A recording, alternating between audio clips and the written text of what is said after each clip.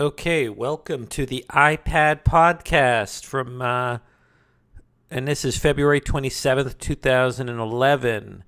And this is episode 43, brought to you by the MacsFuture.com website. And it's a really exciting time. So, what are we doing? Okay, so the big news on this February 27th is what's about to come. What's about to come in iPad land is huge, because what's about to come is the second iPad. Remember, it's almost been a year now since the iPad first came out. It was actually delivered into the hands of me and other people on April 23rd, 2010. Well, Apple, there had been rumors when we had this podcast last week, but Apple on February 23rd, which was earlier this week, sent out invitations, and we're looking at one right here on the Fortune, CNN.com's website. Philip Elmer DeWitt, he got an invitation, and he put it up, and Apple sent out these invitations for an event on March 2nd in San Francisco at the Yerba Buena Center for the Arts Theater in San Francisco, March 10th at 10 a.m. Pacific time. And that's a venue that Apple always uses, or uses on many occasions for major announcements. And the invitation basically is a calendar on the iPhone that says, or the iPad that says March 2nd, and the heading is, "Come see what 2011 will be the year of." And so some people think that's a reference to how some people thought 2011 was going to be the year of Android tablets. And this could be a dig by Apple, basically saying, no, it's not going to be the year of Android tablets. It's going to be the year of the iPad. And this is going to be a big deal. The iPad 2 is coming soon. So, now, how soon is it coming? It could be actually on sale on March 2nd, which is a Wednesday. And why do I say it could be on sale on March 2nd, which is a Wednesday? Well, AppleInsider.com, and then we're looking at the website here, had an article on Friday, February 25th, and the headline is Apple may surprise with near immediate availability of iPad 2 next week. And the story starts off and says, while media reports have shed considerable doubt on Apple's capacity to facilitate a full-scale launch of its second-generation iPad in the short term, Apple Insider has reason to believe that customers could be holding the new tablet in their hands shortly after next Wednesday's press event. And, a lot of these stories, nobody ever tells you who exactly is their source. So Apple, like similar to the Wall Street Journal, says, according to people familiar with the matter. Well, who are those people familiar with the matter? Are they employees at Apple leaking it? And it goes on to say, Apple is preparing several of its operating segments to perform functions during the second half of next week that are representative of nothing short of a large-scale, consumer-oriented product rollout, not just an announcement. And with official invitations to next Wednesday's press briefing clearly indicating a focus on iPad, these people believe at least one version of the refreshed device will be in transit to retail outlets during that briefing. So I don't know. I mean, this is huge. I think the iPad 2 could be on sale next week. And, what could it have? So let's go to another story here. Let's see, other story here. Okay, so what could be in the iPad 2? What exactly could be there? Well, PC World on November 26th. Okay, so as we get closer to a release of iPad 2, what are some of the more interesting rumors? Well, one rumor is that Apple is considering a lightweight carbon fiber backing. And this is on Business SAI or BusinessInsider.com website. And it says, here the story is, with Apple less than a week away from revealing the iPad 2, it feels like we know pretty much all there is to know about the iPad 2's hardware. It's going to be thinner, lighter, and sport a front-facing camera. But last night, well-sourced blogger John Gruber dropped a new rumor he's heard from a secondhand source. Gruber hears the iPad 2 is switching from aluminum to a lightweight, high-strength carbon fiber body. He cautions that he's not 100% certain on this one. And then it goes on to say it could make sense. Now, I think this is entirely possible. This crazy iPad 2 rumor, I think, is very viable. And here's why I think it's viable. The iPad, the original iPad, it's beautiful, all aluminum. It's very solid. And a lot of its competitors don't make beautiful metal, solid tablets. They're more plasticky. And the reason they do that, because then they make the tablet lighter. Now, Apple doesn't like flimsy quality. Apple likes, something solid. But Apple is inclined to change the body back. Then they take a look at the iPhone. The iPhone has gone through all sorts of incarnations. The original iPhone, the first one, had a metal back. Then they went with the 3G and the 3GS to this sort of plasticky back. And then the iPhone 4 has a glass back with this beautiful metal rim around it and a glass front. And Apple has an interest in making the iPad 2 lighter.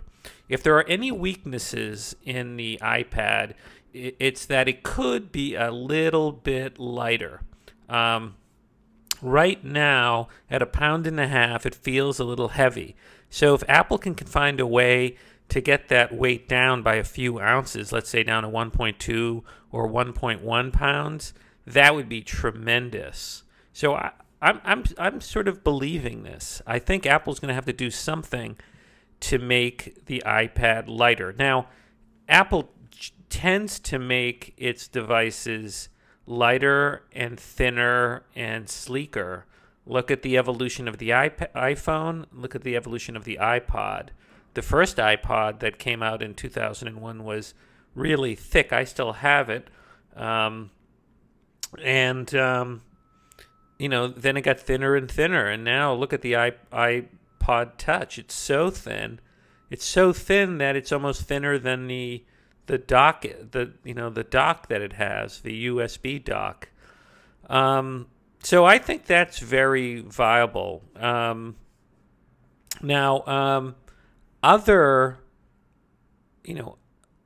things that could be in the iPad, I think definitely. Here are the things that I think you're definitely going to see in the iPad. You're going to see a gyroscope. The current iPad does not have a gyroscope.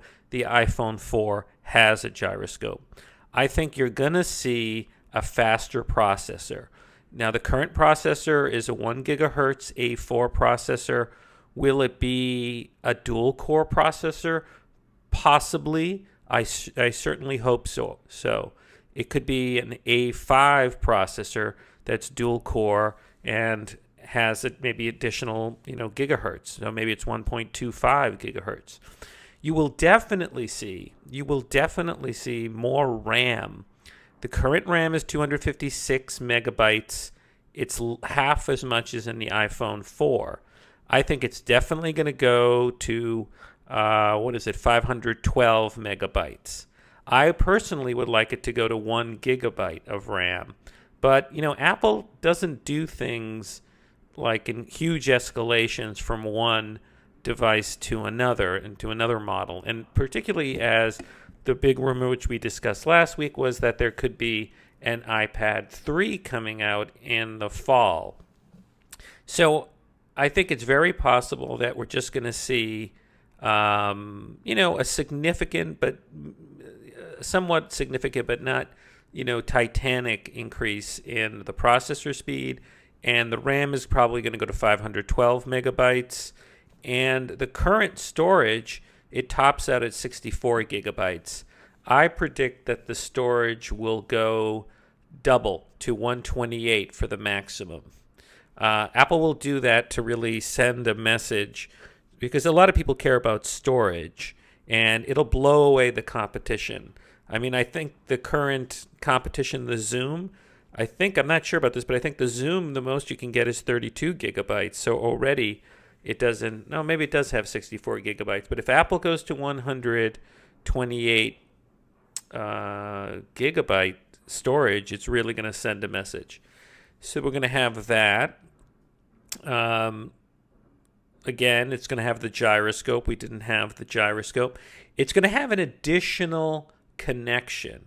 Currently, you just have the dock. Now, the problem with just having the dock is twofold. If you're charging the iPad, you really can't connect anything to it. Like, for example, there's the AV dock connector. Well, there's only one connection on the iPad. So you can use that AV dock connector to have the iPad broadcast on another monitor, but that uses up power. So what if you have a long presentation that you're going to make on a plasma TV through Keynote on the iPad? How are you going to charge the iPad? Because you're using the charging port for the AV connector. So I'm pretty sure that Apple is going to come up with a second connection. And I think the connection's going to be Thunderbolt. What is Thunderbolt? Well, Thunderbolt is this. It's LightPeak. And LightPeak is the new connection technology from Intel that Apple has adopted, and it's now called Thunderbolt. And it came out in the MacBook Pros last week, and I think we're going to have this Thunderbolt technology in the iPad. That's my prediction, and I think some other people's too. And what Apple currently does with the MacBook Pro, the new ones, this is right here. This is the Thunderbolt connection, and the symbol. It's in the form of a DisplayPort connection, which would be perfect. And you can use other adapters like USB with Thunderbolt or LightPeak. And I'm pretty sure you're going to have it there. So, that's something you're definitely going to see. Now, the other thing I think you're going to see in the iPad is a better screen. And the screen is not going to be Retina display. No, the screen is going to be this new substance that they have, and I think they have it on the MacBook Airs, that cuts down glare. A lot of people with the MacBook Pros complained in the prior versions that it was too reflective. And people complain that the iPad is too reflective in regular outdoor light. But Apple has developed, let's go over to the MacBooks and the MacBook Airs. Apple has developed for the MacBook Air a better screen technology. And here, let's read what they say about the screen. Apple has... here's what they say. With the MacBook Air, well, it's a higher resolution display, and, well, I guess they don't say it here, but it has better coating on it, so it's not highly reflective. So I bet you they do that with the iPad 2. I don't think the iPad 2 is going to have more pixels. I think we're going to have the same pixel concentration. Currently, the pixel concentration is 1024 by 768 at 132 pixels per square inch.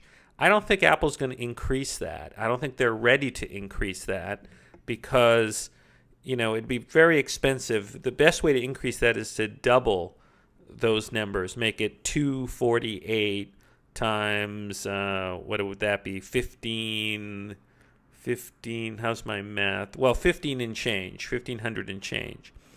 But that would make it very expensive. And if you do anything other than doubling, it's going to get complicated for app makers to have their apps scale appropriately, because the best way to do it is to double it. So those are the things that you're going to see. I think you're going to see, and then the new iOS is probably going to be updated with that. Okay, so what else would the iPad definitely have? Well, Business Insider reports on its website some of the features it thinks it's going to have based on the rumors, and I agree with one, which is that the iPad will have a camera.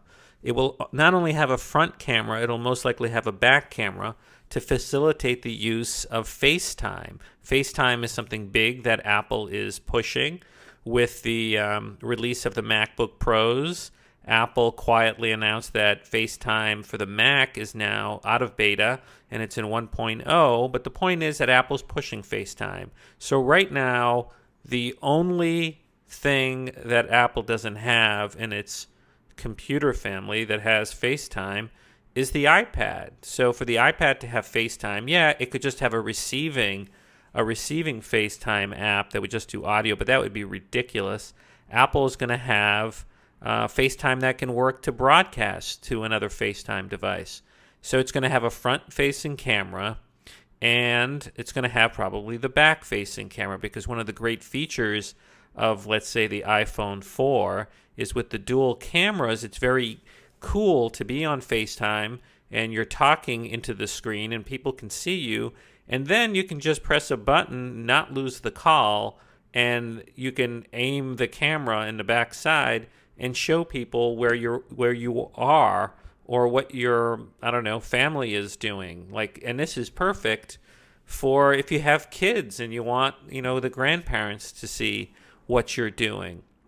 So I think they're going to do this with the iPad. Now, the back camera is not going to be high resolution.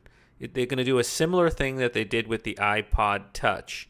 And think about it. It makes sense. The iPod Touch is essentially a small iPad.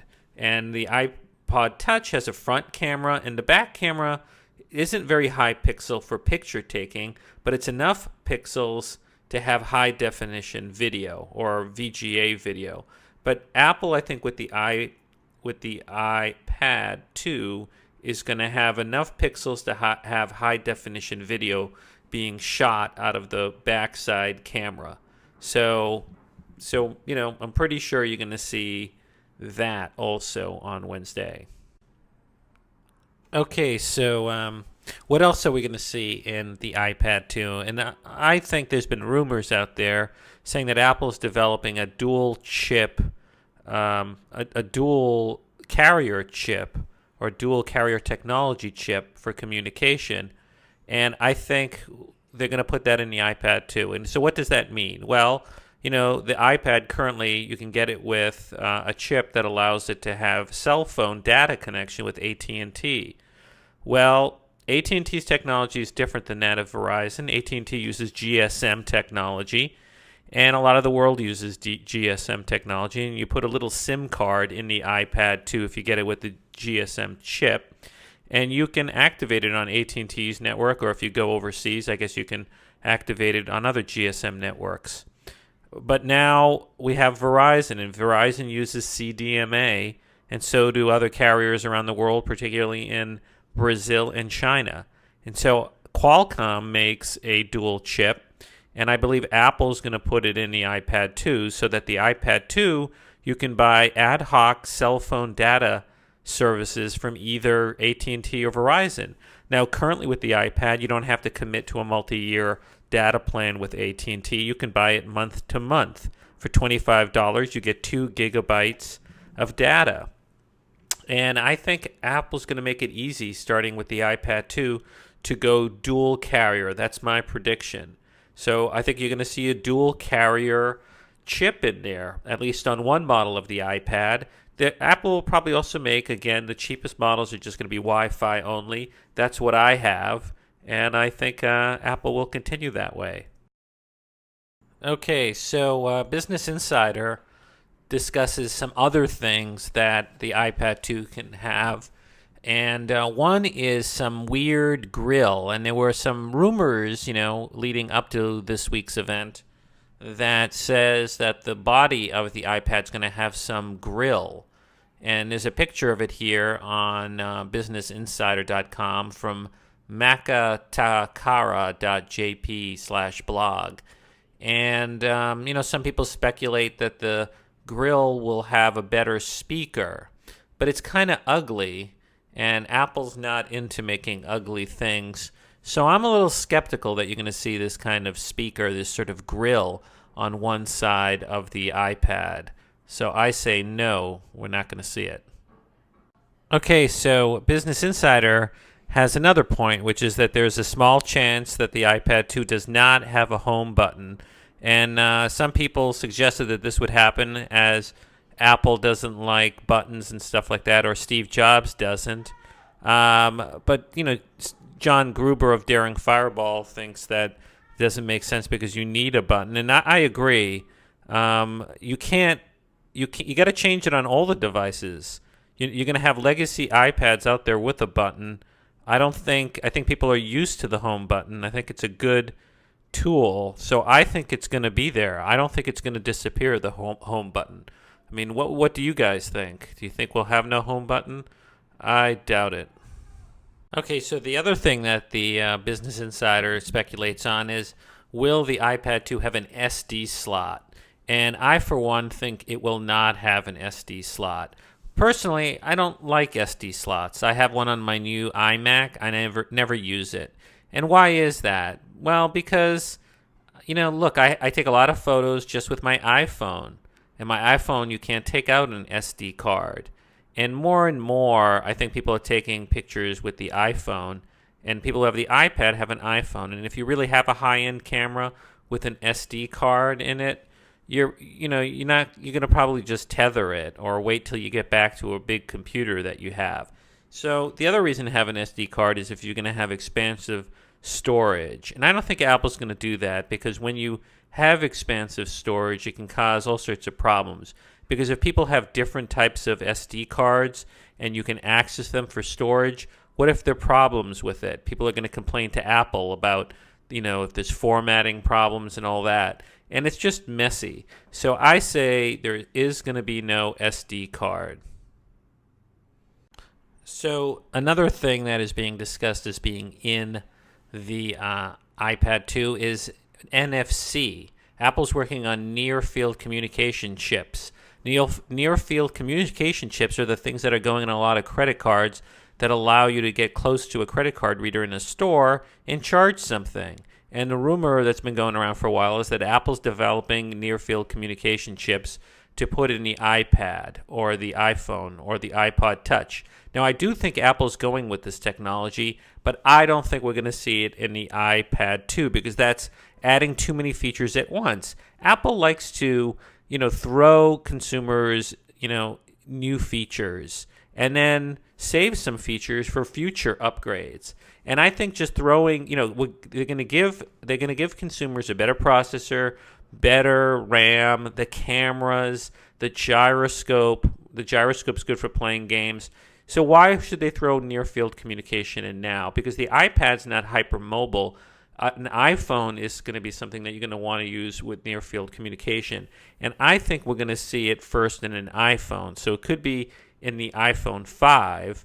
Remember, Apple a lot of times introduces newer features in the iPhone and then saves it for the iPad. Because remember, when the iPad came out on April 3rd last year, it did not have a Retina display. It did not have cameras in the front and back. It did not have a gyroscope. The gyroscope first appeared in the iPhone 4, which came out in June 2010. So I say near-field communication will not be in the iPad 2, definitively. That's my prediction. Okay, so other news that could affect you as an iPad owner and as a prospective iPad 2 owner is that Apple this past week released the beta of Mac OS X Lion. And so why should you care about that? Why should you care if if that's out there now? I'll tell you why. Because there's stuff in Lion that affects the iPad. So let's just quickly talk about the thing that affects it the most. One of the things in the iPad or in the Lion is a built-in server. So you no longer have to pay separately to get a Mac operating system with a server. Before you had to pay $500 for it. Now it's in Lion, the regular individual use of Lion. There's just on the install, there's just a checkoff box that you check off to say, make this Lion server. Again, why should you care if you're an iPad user? And here's why. Because one of the features that's in the Lion server is file sharing for the iPad. And what it says, and this is from Apple's website, Lion Server delivers wireless file sharing for iPad, enabling WebDAV in Lion Server gives iPad users the ability to access, copy, and share documents on the server from applications such as Keynote, Numbers, and Pages. So this is huge, and this is what I think Apple's doing. Apple's trying to make it so that all your devices, whether a Mac or an iDevice or an iPad, collaborate and work together. So Lion, which is in beta right now with developers, Lion, which is very much getting close to being like iOS operating systems, it could end up being sort of the anchor for iDevices like the iPad. So now with the server being free, I think it's going to encourage consumers who buy the iPhone and the iPad 2 and the iPad to buy a Mac, like a Mac Mini, and make it your home's server. Because look, in my home now, we have what? We have 2 iPhones, an iPad, a brand new iMac 27-inch quad-core computer, and an old iMac 20-inch Macintosh. And so more and more Mac products, and also we have 2 Apple TVs. We have a new Apple TV and an old Apple TV. So why is Apple making the server free? I think they're getting out of like the high-end enterprise purpose for the server, but the server could become something that helps iPads communicate better and share information on your own personal network. And so I think that's what's going on, and that's why you should care about Lion. Okay, so now we're going to talk about should you upgrade. If you have an iPad, should you upgrade? And I say you should, but let me first dispute something I read online that really kind of annoys me. It's an article by tabletpcreview.com. It's kind of a stupid name for a website, first of all. Tablet PC. First of all, the only real tablets that are out there, I mean, yeah, the Zoom came out, but the only real tablet is the iPad. And they're not PCs. They're computers. PCs connotates Windows computers. So, but anyways, there's an article titled, Considering Upgrading to the iPad 2, Read This First. And the bottom line for this blog post or website post is, should you wait? Yes. And it says, should you upgrade? No. Based on what we know right now, it says, the enhancements in the upcoming iPad 2 aren't going to be enough to make it worthwhile to put down another $500 or more for the latest model if you're happy with the current one. I'm sure a bunch of early adapter types who simply must have the latest and greatest will eBay their iPad and get the new one, but the average user won't. Of course, there are always exceptions. If you really want to start doing video conferencing with your family or coworkers, or absolutely need a version that supports Verizon data networks, then there is an upgrade in your near future. Okay, I think this is silly, and here's why. The iPad upgrade model should be very similar to what you do with your iPhone. And here's the thing. I have always upgraded the iPhones. I didn't get the original iPhone. I should have, but I got the 3G. And then after the 3G, every year, even though I was still in a contract, I upgraded every year to the new one. So I went from the 3G to the 3GS and the iPhone 4. And even then I had a contract. And let's talk about why I did it. Because each iteration of the iPhone had better processors, better memory, and was zippier. And this is a computer. The iPhone, like the iPad, is a computer. So you want to have that zippiness, that power. And so one reason to upgrade to the iPad 2 alone is it's going to be more powerful. It's going to be more responsive. It's going to just be zippier, and that's really what makes computing great, when it's very responsive. So we know it's going to have a better processor. We know it's going to have more RAM, and it'll probably have more memory. Plus, it'll have the gyroscope. So the gyroscope will make gaming better. So it's definitely going to just make the experience so much better. Now, as to the cost, well, we know that Apple always keeps the price the same. So I would be shocked if Apple's entry-level iPad wasn't $500, $499. If anything, Apple may lower the price for the new model. I don't know, to $450 or something.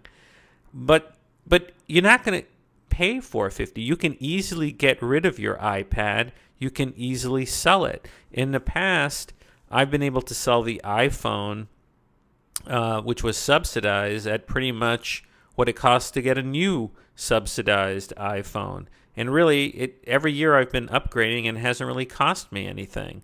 Even one year I went from the 3G to 3GS, and I was still under contract, and I had to pay the non-subsidized price, and I ended up really paying what you pay, if you're buying a subsidized phone. For example, I sold my 3GS for like $300, and it cost me I sold my 3G for like $300, and it cost me like $500 for the 3GS. And so really the net difference was $200. Here the iPad is not subsidized, but you can get a decent price for your used iPad on eBay, and it's worth doing. So how much is it going to cost to sell your old iPad? Like, I went on eBay the other day, which is just days away from the launch of the iPad 2, to see how iPad prices are going in the category of iPad that I have. Now, I have the Apple iPad Wi-Fi, the one without 3G, that's 64 gigabytes. And, that goes now for $699, so for $700 on Apple's website. So on eBay, I followed, 4 or 5 different bids. There was one with 25 bids that went for $585, so only $115 less than a brand new one. There was another, that's the high one. The low one was $541.45, so about $159 cheaper than what a brand new iPad costs. So look, you can get, I paid, $700 for my iPad?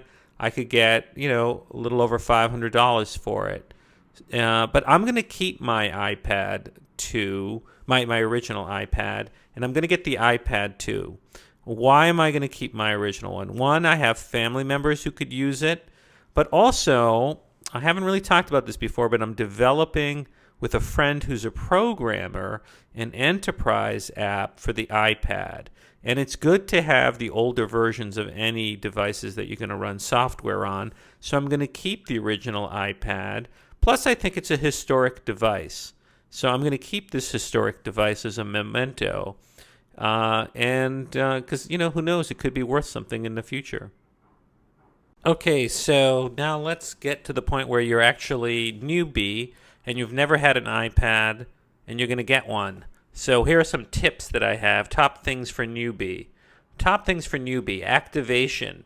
Number 1, you have to understand, unless Apple changes things, that the iPad, when it's initially activated, has to be activated on the iTunes app. So if you don't have a relatively new iTunes app or any iTunes program on your Windows computer or a Macintosh, then you have to figure out how you're going to activate it. And the last time, there were a number of people who were annoyed because they bought an iPad, it wasn't operating, they brought it home, and they couldn't activate it at home. They had to go and find a friend with an iTunes app on it and activate it. Now, here's the key thing. You can do that. You can activate the iPad at an Apple store. So if you buy it at an Apple store and ask somebody there to activate it, they will do it. A lot of people were able to do that. Now, other thing is you want to buy it with a lot of storage. I say this because you're going to use it more and more and more. You're going to put movies on it. You're going to put photos on it. You're going to put a lot of apps on it. And it's just nice to have a lot of storage. So I would splurge and go for the largest size. Also, consider to get the model with the cell data chip. I didn't, and now I'm jealous of a friend of mine at work who's got it with the cell data chip. Because when you take the iPad and you can't find Wi-Fi, it's nice to know that you have the option of connecting it to a cell data connection through Verizon or AT&T.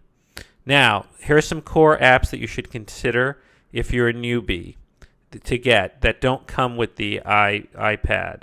One app is Twitterific. If you're into Twitter, the Twitterific app for the iPad, which I think is free, is fine, and I like it, and it'll help you with your twittering.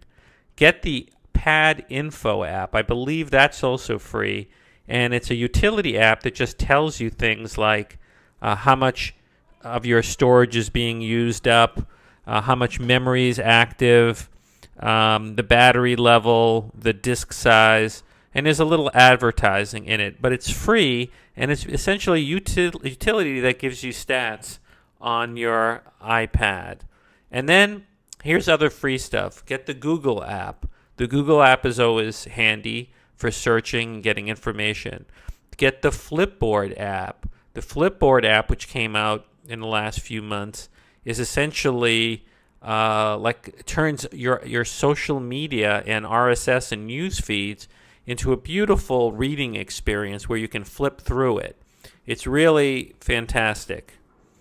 Get the weather apps. Get Weather Bug and Weather Channel apps. Get the weather apps and the Weather Channel bugs. Okay, and also get games. It's a great gaming device, the iPad. So get the Angry Birds game. Everyone likes to play the Angry Birds game. That's a few bucks. Get the Hungry Shark game. That's fun. You tilt it around. You can hunt for sharks.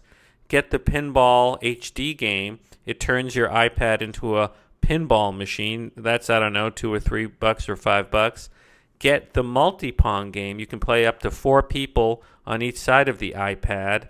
That's a lot of fun. Get the Kindle app. It comes with the iBook app to buy ebooks from Apple, but Kindle has a free app, so even if you don't have a Kindle, you can get ebooks. And it's unclear what's going to happen to the Kindle app, so you might as well get it now while it's free and still available, because once Apple bans it from the App Store, you're not going to be able to get it. So another story that's sort of breaking on the 27th, which could affect the iPad and iPad 2, is a story from electroniista.com that says that Apple is testing Android-style iOS pattern unlocks. What this means is Apple may be increasing the security of the iPad and iPhone and iPod Touch in the face of, more enterprise uses, because right now, just through sort of 4 digits, that's the best you can do to lock an iPad or iPhone. So the story says Apple may be looking to implement a more complex and possibly more secure pattern-based unlock on iOS devices in the near future. And apparently they have a leak Sunday, that's today, has shown a system very similar to Android's for unlocking the company's in-house Apple Connect app, according to 9to5 Tipster. So this comes, I guess, from 9to5.mac.com. Users have to create a custom pattern across 9 points and then complete it in a certain amount of time to get access to the app itself. So this is what you might be seeing. Here's a screenshot from 9 to 5.mag. So isn't this interesting? Look, you have this sort of pattern of 9 dots, and you have to confirm the pattern. So that's interesting. I wonder mathematically how complex that is and how helpful that is. Okay, that was episode 43. I'm going to save a lot more for when the iPad 2 comes out on Wednesday. So this is a shorter episode. Thanks for listening, and see you next time.